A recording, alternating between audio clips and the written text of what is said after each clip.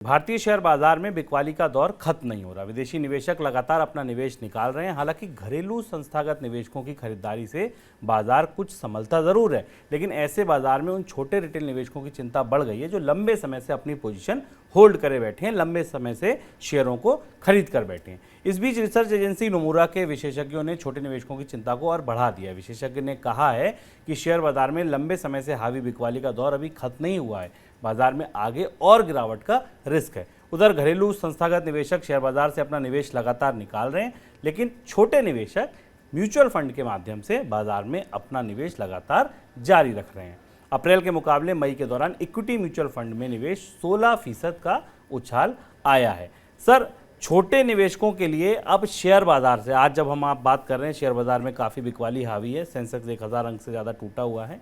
छोटे निवेशकों के लिए क्या संकेत मिल रहे हैं बाजार में, अगर भीतर झांक कर देखें तो? शुभम, ये अब बेहद संवेदनशील और काफ़ी दुविधा भरा मौका है शेयर बाजार के लिए, खासतौर से छोटे निवेशकों के लिए। बड़े निवेशक जो बाजार लीड करते हैं, जो लंबे समय के जोखिम लेते हैं, वो बाजार से निकलकर बाहर जा चुके हैं।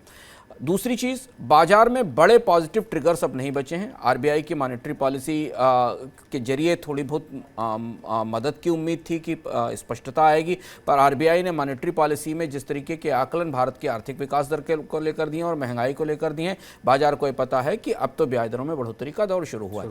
दो तीन जो गहरे आंकड़े हैं जो भारतीय छोटे निवेशकों की दृष्टि से समझना ज़रूरी है, क्योंकि अगर आपने म्यूचुअल फंड में पैसा लगा रखा है, आपका SIP लगातार जा रहा है, तो इस आंकड़ों पर निगाह रखना ज़रूरी है।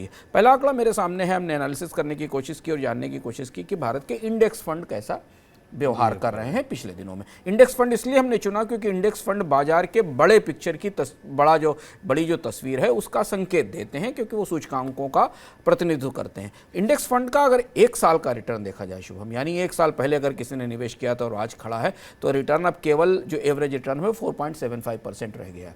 यानी महंगाई से कम रिटर्न अब इंडेक्स फंड दे रहे हैं। मिनिमम साइड में ये गिरावट माइनस करीब 14% के आसपास की है। तो अगर आपका इंडेक्स फंड बहुत अच्छा है तो भी वो इन्फ्लेशन को बीट नहीं कर पा रहा, और बहुत खराब है तो आपका पैसा डूब रहा है। उससे नीचे अगर आप आए 6 महीने में, तो माइनस में रिटर्न है, 3 महीने में माइनस रिटर्न है, और जो और शॉर्ट टर्म रिटर्न है बहुत कम रिटर्न है। तो ये पहला चावल है जिसके जरिए आप शेयर बाजार में म्यूचुअल फंड निवेशक के तौर पर इसे देख सकते हैं कि भारतीय बाजार के सूचकांक बाजार में छोटे निवेशकों के भरोसे को अब नहीं रिफ्लेक्ट कर रहे हैं, पहली चीज़। दूसरी महत्वपूर्ण चीज़ ये, जब हम बाजार के ऑप्शन और ट्रेडिंग के डेटा में उतरते हैं और उसको समझने की कोशिश करते हैं, तो हमें दिखाई देता है शुभम कि निफ्टी और स्टॉक्स के बीच में जो गिरावट का फर्क है वो काफ़ी बड़ा है। यानी कई सारे स्टॉक्स निफ्टी के 15,000 के लेवल तक गिर चुके हैं, जबकि निफ्टी अपने आप को एवरेज में ऊपर अभी होल्ड कर रहा है, 16,000 के ऊपर कर रहा है। अब यहाँ एक परिस्थिति बनती है जिस परिस्थिति में या तो इन स्टॉक्स को वापस निफ्टी के लेवल पर जाना होगा या निफ्टी को नीचे इन स्टॉक्स के लेवल पर जाना होगा। और यही वो बात है जो शुभम ने आपको शुरुआत में बताई, यही वो स्टॉक्स का फर्क है। अगर आप अपने पोर्टफोलियो को स्टॉक्स के नज़रिए से देखें तो शायद आपको ज़्यादा नुकसान दिखाई देगा, और इंडेक्स के नज़रिए से देखें तो आपको कम नुकसान दिखाई देगा। इंडेक्स होल्ड कर रहा है लेकिन स्टॉक्स ज़्यादा गिरे हुए हैं, और इसकी बड़ी वजह है विदेशी निवेशकों की बिकवाली। ये दूसरा पहलू है। और तीसरा पहलू, महत्वपूर्ण पहलू यह है कि शेयर बाजार में विदेशी निवेशकों को लंबे समय तक टिके रहने के निकलने के बाद छोटे निवेशकों को बनाए रखने के लिए अब बहुत लिमिटेड स्कोप बचा हुआ है, जो केवल इंडेक्स से जुड़े हुए स्टॉक्स में है। क्योंकि जो बड़ा ब्रॉडर मार्केट है, जो मिड कैप और स्मॉल कैप का मार्केट है, वहाँ तो जो डेली मूविंग एवरेज है उनके लेवल बहुत ही ज़्यादा खराब है, उनके लिए तो अपने पुराने लेवल पर पहुँचने में लंबा समय लगेगा। ये 3 बड़े रिस्क हैं, और वो रिस्क जब शेयर बाजार में लगातार गिरावट दिखाई दे रही तो हमें सामने दिखते हैं। बिल्कुल सर, दूसरा बड़ा सवाल ये, छोटे निवेशक जो अब हम लगातार देख रहे हैं कि बाजार को टूटने नहीं दे रहे हैं। FIIs की जो बिकवाली है या शेयर बाजार में होल्डिंग कहिए जो है वो 9 साल के निचले स्तर पर है। FIIs के सामने सापेक्ष रख के अगर रिटेल निवेशकों को देखें तो उनकी होल्डिंग 14 साल के उच्चतम स्तर पर है। मार्केट को कब तक ये होल्ड कर पाएंगे? आपको क्या लगता है कि रिटेल निवेशकों की एपेटाइट कब तक है? अगर मान लीजिए मार्केट यहाँ से और 10% करेक्ट हो जाता है, ऐसा नोमुरा ने बोला है, क्या रिटेल निवेशक होल्ड कर पाएंगे?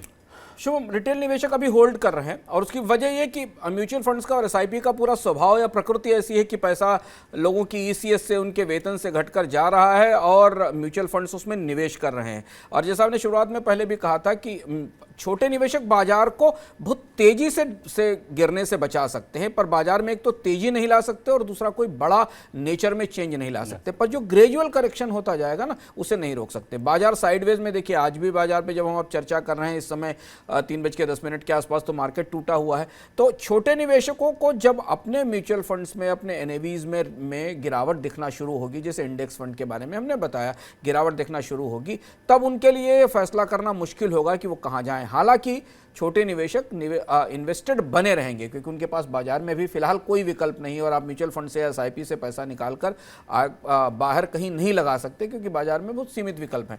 लेकिन यहाँ दिक्कत म्यूचुअल फंड्स की है, क्योंकि म्यूचुअल फंड्स अब वो रिटर्न कब तक दे पाएंगे जो बाजार को बीट कर सके। जितनी भी वो ताकत लगा लें, जितने भी बेहतर एनालिसिस कर लें, जितने भी अच्छे स्टॉक्स को चूज कर लें, लेकिन एक सीमा के बाद उनके लिए वो रिटर्न दे पाना मुश्किल होगा। तो हमें जो अभी परिदृश्य दिखाई दे रहा है शेयर बाजार में, वो किसी बड़ी गिरावट का नहीं है, पर किसी बाजार में किसी बड़ी तेजी का भी परिदृश्य नहीं है। और अगर ये ग्रेजुअल धीमे धीमे गिरावट होती रही और जो भविष्य के आकलन उस हिसाब से, तो छोटे निवेशकों को बहुत धैर्य के साथ, बहुत हिम्मत के साथ इस दौर से जूझकर अपने आप को पार करना होगा। सर, अगला सवाल जो मुझे लगता है बाजार का इस समय सबसे ज़्यादा टॉप ऑफ द माइंड सवाल है और सबसे ज़्यादा ज़रूरी सवाल है, विदेशी निवेशक भारत में वापसी कब करेंगे? उनका निवेश कब से दोबारा लौट आ जाएगा? शुभम, अगर खुलकर कहें तो बहुत जल्दी नहीं, और ये बात बाजार के बहुत सारे लोग मान रहे हैं। विदेशी निवेशक जिन परिस्थितियों में भारत में आए थे, वो परिस्थितियां बदल चुकी हैं। विदेशी निवेशक भारत में सस्ती पूंजी लेकर आए थे। दुनिया के बाजारों में जहां से सस्ती पूंजी आती है, वहां तो ब्याज दरें बढ़ने का क्रम अभी शुरू हुआ है। अभी तो ट्रेन शुरू हो रही है, प्लेटफॉर्म से बाहर निकली। अभी तो पहले चरण की, दूसरे चरण की बढ़ोतरी आई। अभी तो पूरा साल पड़ा हुआ है। 6-7 बड़ी हाइक अमेरिका में आएंगी, यूरोपियन सेंट्रल बैंक में आएगी, भारत में भी कम से कम 3-4 ब्याज दरों में बढ़ोतरी होगी।